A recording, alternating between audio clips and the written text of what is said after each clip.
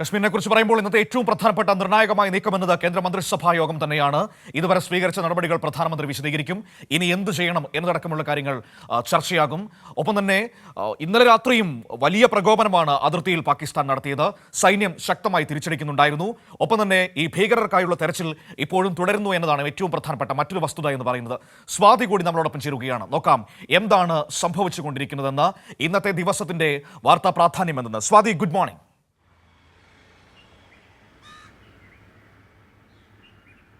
Good morning Manu.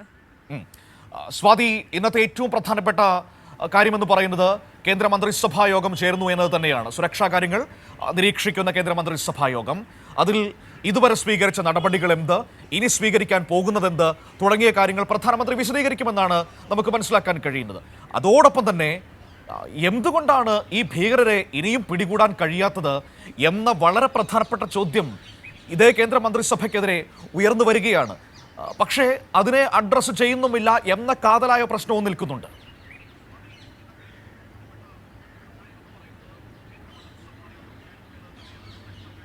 തീർച്ചയായും മനു, ഇന്ന് ഏറ്റവും നിർണായകമായ ദിവസം തന്നെയാണ്. ഈ പെഹൽഗാം ആക്രമണത്തിൻ്റെയൊക്കെയും പശ്ചാത്തലത്തിൽ ഇന്ന് കേന്ദ്ര മന്ത്രിസഭാ യോഗം ചേരുന്നു. അതിനപ്പുറത്തേക്ക് കേന്ദ്ര മന്ത്രിസഭാ സമിതി കൂടി ചേരുന്നുണ്ട്. അതായത് സുരക്ഷാ കാര്യങ്ങൾ വിലയിരുത്തുന്നതിന് വേണ്ടി ഏറ്റവും പ്രധാനപ്പെട്ട കാര്യമെന്ന് പറയുന്നത് ഈ സുരക്ഷാ പ്രതിരോധ നടപടികൾ എത്തരത്തിലാണ് എന്നുള്ളതും ഇനി ഏത് തരത്തിലേക്ക് നടപടികൾ ശക്തമാക്കണം എന്നടക്കമുള്ള കാര്യങ്ങളിൽ ഒരു വിലയിരുത്തലായിരിക്കും ഉണ്ടാവുക. അത് മറ്റ് മന്ത്രിമാരോടടക്കം വിശദീകരിക്കുകയും ചെയ്യുന്ന സാഹചര്യമുണ്ട്. പ്രധാനമന്ത്രി പങ്കെടുത്തുകൊണ്ടൊരു മന്ത്രിസഭാ യോഗം നടത്തുന്നത് ഈ പെഹൽഗാം ഭീകരാക്രമണത്തിന് പിന്നാലെ ആദ്യമാണ്.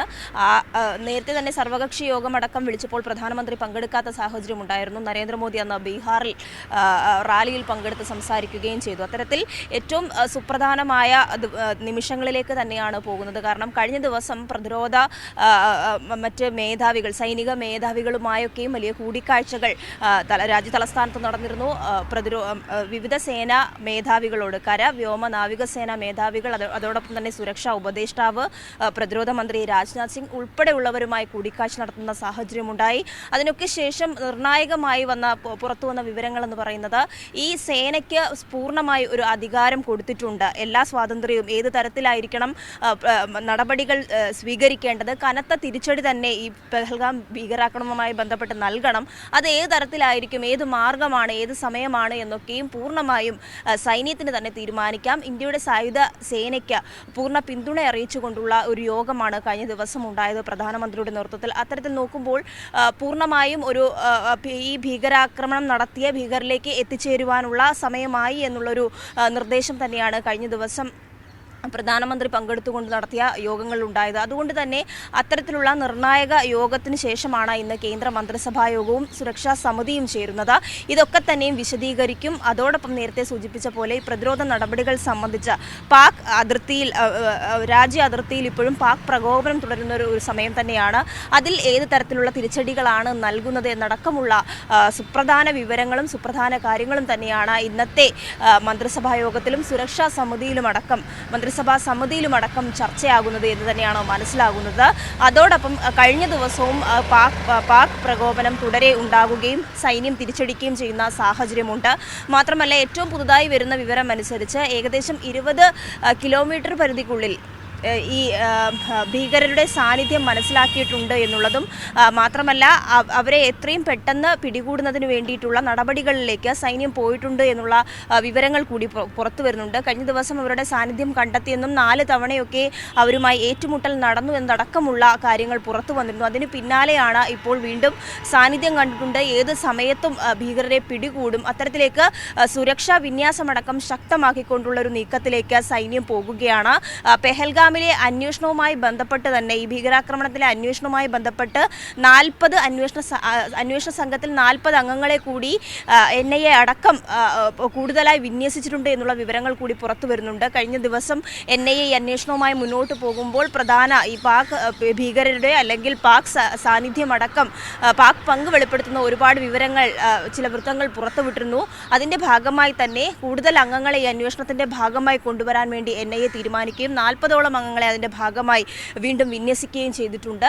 പെഹൽഗാമിലെ ആ സംഭവത്തെ പുനരാവിഷ്കരിച്ചുകൊണ്ടുള്ള നീക്കം തന്നെയും NIA അന്വേഷണ സംഘത്തിൻ്റെ ഭാഗത്തുനിന്ന് ഉണ്ടായിട്ടുണ്ട്. എങ്കിലും ഇപ്പോഴും നിരന്തരമായി ഉയരുന്ന വെല്ലുവിളി എന്ന് പറയുന്നത് ഭീകരരെ പിടിക്കാൻ കഴിയുന്നില്ല എന്നുള്ള ഒരു ആരോപണം കേന്ദ്ര സർക്കാരിനെതിരെയും സൈന്യത്തിനെതിരെയുമൊക്കെ ഉയരുന്ന സാഹചര്യമുണ്ട്. അതേസമയം വിവിധ ഇടങ്ങളിൽ കനത്ത പ്രകോപനങ്ങൾ പാക് സൈന്യത്തിൻ്റെ ഭാഗത്തുനിന്നുണ്ടാകുന്നു. വിവിധ ഏറ്റുമുട്ടലുകൾ ഭീകരരുമായി വിവിധ ഇടങ്ങളിൽ ഉണ്ടാകുന്നുണ്ട് എന്നുള്ള ഇന്റലിജൻസ് വിവരം കൂടി ലഭിക്കുന്ന പശ്ചാത്തലമുണ്ട്.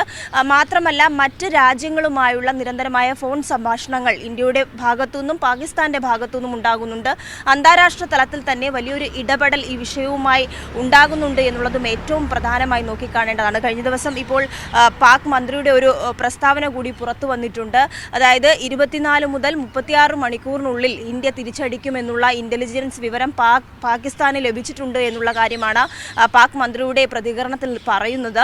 അത്തരത്തിൽ അവരും അപ്പോഴും പറയുന്നുണ്ട് ഏത് തിരിച്ചടിക്കും നിർണായകമായിട്ടുള്ള മറുപടി നൽകുമെന്നുള്ള തന്നെയാണ് പാകിസ്ഥാനും നിലപാട് രേഖപ്പെടുത്തിയിട്ടുള്ളത്. അതിനോടൊപ്പം തന്നെ ഈ വിഷയത്തിൽ ഒരു സംയമനം പാലിക്കണമെന്നും ഇരു രാജ്യങ്ങളും സംയമനം പാലിച്ചുകൊണ്ട് നയതന്ത്ര ചർച്ചകളിലൂടെ മാത്രമാണ് ഈ വിഷയം പരിഹരിക്കേണ്ടത് എന്നടക്കമുള്ള പ്രതികരണങ്ങളും മറ്റു രാജ്യങ്ങളുടെ ഭാഗത്തുനിന്നുണ്ടാവുകയും ഐക്യരാഷ്ട്ര സംഘടന അടക്കം ഇടപെടുന്ന ഒരു സാഹചര്യമുണ്ട്. എന്തായാലും സ്ഥിതിഗതികൾ കൂടുതലായി വഷളായിക്കൊണ്ടിരിക്കുക തന്നെയാണ്. പ്രത്യേകിച്ചും അതിർത്തിയിലടക്കം കനത്ത പാക് പ്രകോപനം ഉണ്ടാകുന്ന ഘട്ടത്തിലാണ് ഇന്ന് ഇതൊക്കെ വിലയിരുത്തുവാൻ വേണ്ടി മന്ത്രിസഭാ സമിതിയും അതോടൊപ്പം തന്നെ മന്ത്രിസഭാ യോഗവും ഇന്ന് രാജ്യ തലസ്ഥാനത്ത് നടക്കുന്നത്.